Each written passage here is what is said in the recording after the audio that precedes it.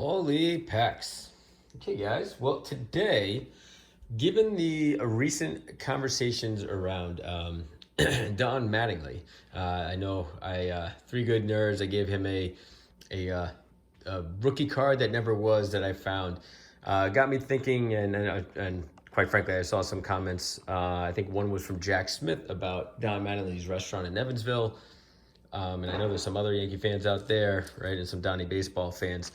Got me thinking about, all right, well, I have a bunch of collections. I have a big collection of Don Mattingly cards. Kind of want to put together, show you a piece of that. I have quite a few cards, a lot in the junk wax era, which I think everybody has, right? Who doesn't have the 89 Topps Don Mattingly card, right? But there's some other things here that I kind of want to share with you that I think are unique and fun, and definitely I'm just holding on to because Donnie Baseball was my favorite player. So in the last video, last video I think it was, I talked about how Don Mattingly in the off season spent some time in the town I grew up in. So I shared this in a video a long time ago, but do it now since we got some more different people here. But this is one of the only plaques that I have. It's kind of hard to fit into the camera. It's really big. I don't hang it anywhere, but it allows you to put any card you want of Don Mattingly in there. So at the time I had his 84 rookie card. I put that in there. And you can see there's some old tape on the corners there to make sure they didn't fall out, right? In 85 Topps. But I put this one in backwards, right? Because it shows the town that I lived in, right? And where he was. So for one of my birthdays, I got this plaque, so I was able to put this together. But the best card in all of this is, it's going to be hard to show you because the way this thing is heavy and bulky, I'm going to put it up sideways, is this autograph card, the 1991 score autograph card. Now, what happened there was, it was my birthday, and it was 91. What would I have been? I don't know what old it was, 10, whatever it was. So my mom sent Don Mattingly a card to his house to sign for my birthday, and he signed it and mailed it back, and my mom gave it to me for my birthday, which was a really cool birthday surprise. And I wasn't even thinking that my mom would think that far ahead or do something like that. So that was another surprising piece of it, which was really nice of her.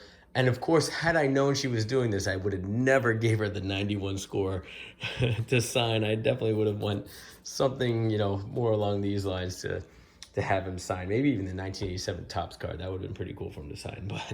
But she just picked whatever card I think was lying around in my room, found the Don Mattingly card and sent it to him. So that was still very nice of her to do, and very nice of Don Mattingly to sign the card for my birthday. So that is why that card is sitting up top and center, right? The next thing here, just kind of minor, low key. I have a bunch of albums from my personal collection. So a lot of Yankee albums, right? You get your Deion Sanders, stuff like that. But sprinkled throughout are all Don Mattingly cards through various years, right? No big rookie cards in this one. Mostly junk wax stuff, right? Going from the mid 80s, like 87 up through 92, 93. So he's sprinkled in throughout. Certainly he's one of the premier players. I want to make sure, right? You get all the 89 Topps, right? Just like I said, everyone's got the 89 Topps stuff. So try to fill this all in with Yankees. I got another couple of albums with all his stuff, more Don Mattingly, right? So a lot of Yankees in here, right? But made sure that Donnie Baseball was well represented in all the Yankee albums, right? And they get like those little oddball cards too. Oh, a little Chipper Jones Topps prospect card. Hey, wait a second. Was that the one that Wax Packs was looking for? Hold on. 1993. Oh, I think Wax Packs was looking for this card. Huh. All right. Well, guess what? Wax Packs, you get this card. I think he was putting together the 1993 set, and he was missing the Chipper Jones card. And I was looking for it, and I couldn't find it. And lo and behold, there it is. So guess what? And the only reason why I was in the Yankee album was because Dave Silvestri is on this card. So that's why I was in the Yankee album. But obviously Chipper Jones is the guy on that one. So Wax Packs, if you're watching, you're getting that card. All right. The next thing is go to one of the cooler items I have. So Jack Smith was talking about the Mattingly restaurant in Evansville.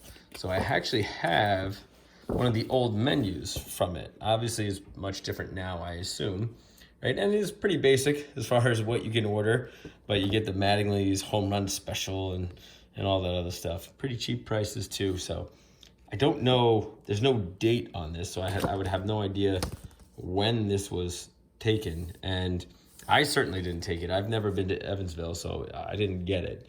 But it came as part of a collection that I had bought.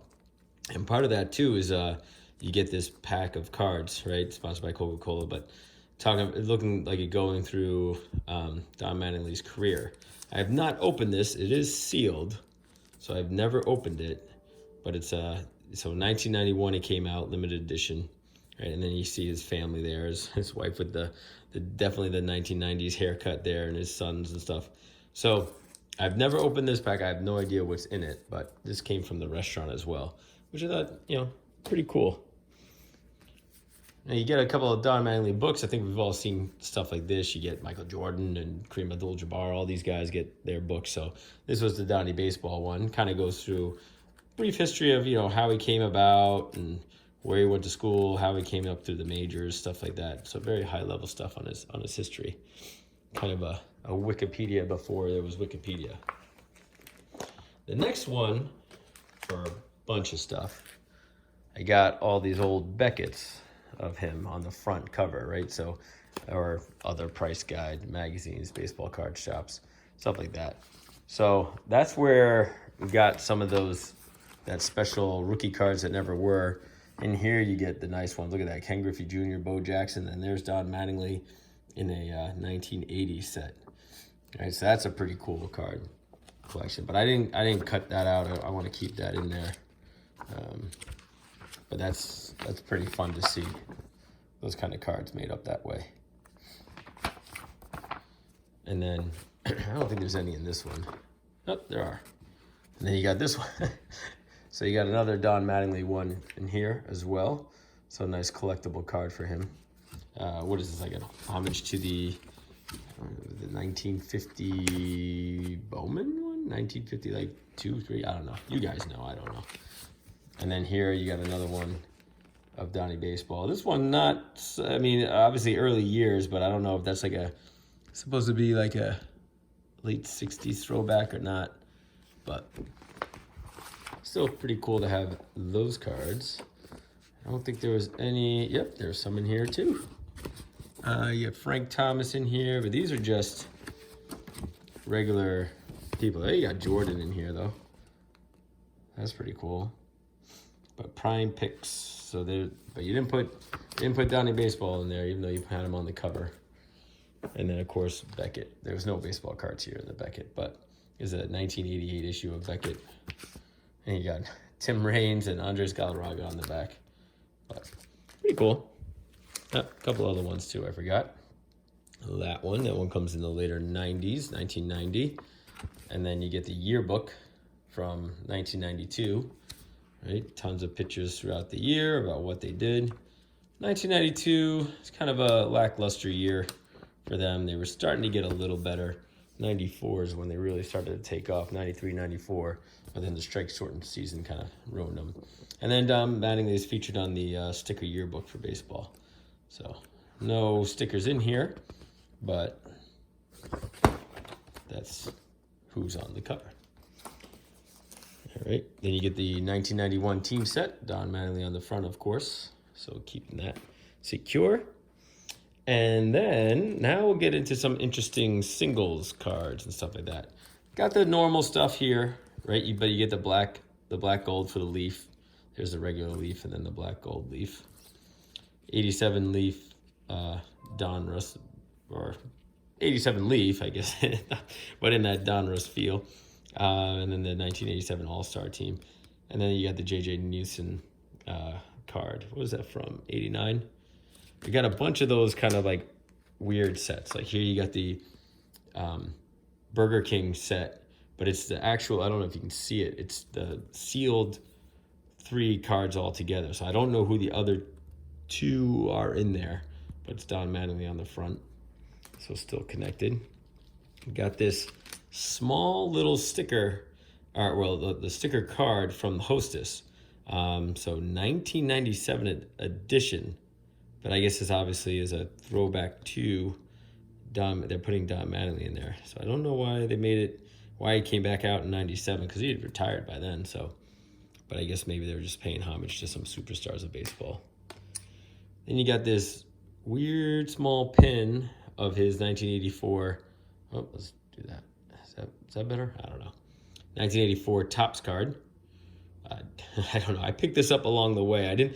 A lot of these things I didn't specifically buy. They were part of collections that I bought. So, so I don't know where they came from. So I would never know where to get a pin like that, but somebody got one.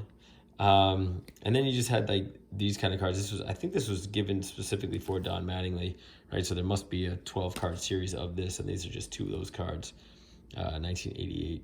So these are kind of like offshoot brands. And there's actually, I'll show you guys in a minute. But here's the Fleer All-Star team. You got the Post Serial 1990. And you got some Fleer headliners, right? So this is an insert card for Fleer, not part of their normal set. 86 Donruss with no mustache. Look at that. The 85 Topps card. And then you got your baseball's exciting stars. So a lot of these kind of Fleer, and Fleer did baseball's best, and Topps had a couple of subsets in these years. And so this is one of those subset cards. Diamond Kings for the 86 Donruss, or 85 Donruss, sorry. And then this one is a Franklin card, but it's like the kind of thing that you hang off a glove, right? So you were collecting the card itself, from 1990, but this is like, it's hanging off like one of those plastic tabs on a baseball glove. So if you bought a baseball glove or Don Mattingly batting gloves, right, this was hanging off of it. So clearly someone clipped it, took it off for themselves. A couple other interesting oddball cards are, you got an unopened French's Baseball, so the hot dog brand or mustard brand. You got Don Mattingly sitting right there on the top with Will Clark. Not sure who else is on the back side of that, but 18 cards in that. And then the Jumbo California Sunflower Seeds. You got Donnie Baseball here. Obviously, they didn't have the rights to any of the any of the teams, but it's blacked out. I don't know what autograph series is, if that means it's just the imprinted autograph on the back, but yep, 1990 set. So you got Roger Clemens on the back, and then Don Mattingly in the front, and then I don't know who's in the middle. The world may never know. Got a couple of these pins, and these are from, I think 90, like 88, 89, or 90.